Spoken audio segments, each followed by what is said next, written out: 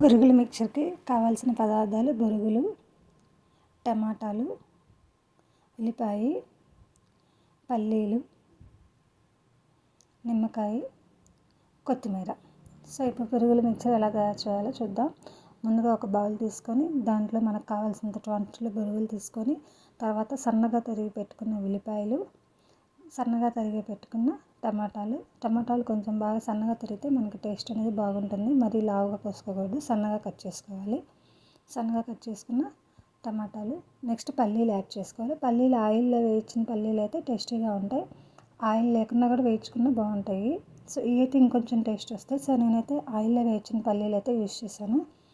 Next కొత్తిమీర కూడా బాగా సన్నగా గార్నిష్ కోసం యూస్ చేసుకుంటాం. సో కొత్తిమీర ఇటు పిల్లలు విడిగా అయితే తినరు, ఇందులో అయితే తింటారు ఇష్టంగా కొత్తిమీర. నెక్స్ట్ వచ్చేసరికి స్పైసెస్: ఉప్పు, రుచికి సరిపడా ఉప్పు. మీరు తినే క్వాంటిటీని బట్టి కారం, కొంతమంది ఎక్కువ తింటారు, కొంతమంది తక్కువ తింటారు. సో మీ క్వాంటిటీకి తగ్గట్టు కారం తీసుకోండి.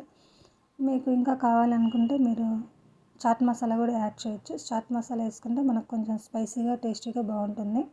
ఇంట్లో ఉంటే యాడ్ చేసుకోవచ్చు, లేదంటే అది స్కిప్ చేసేసుకోవచ్చు.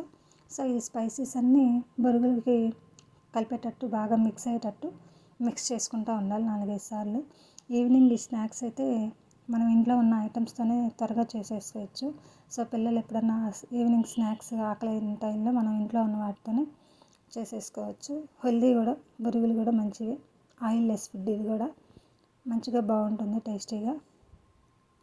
సో బాగా మిక్స్ చేసుకోవాలి.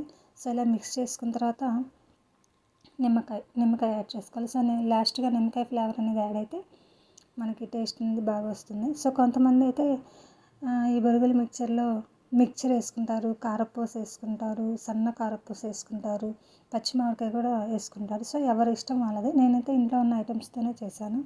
మీకు కనుక ఈ వీడియో నచ్చినట్లయితే లైక్ చేయండి. ఇలాంటి రెసిపీస్ కోసం నా ఛానల్ని సబ్స్క్రైబ్ చేసుకోండి. సో ఈ వీడియో కనుక నచ్చినట్లయితే లైక్ చేయండి. Thank you for watching my video. Bye bye.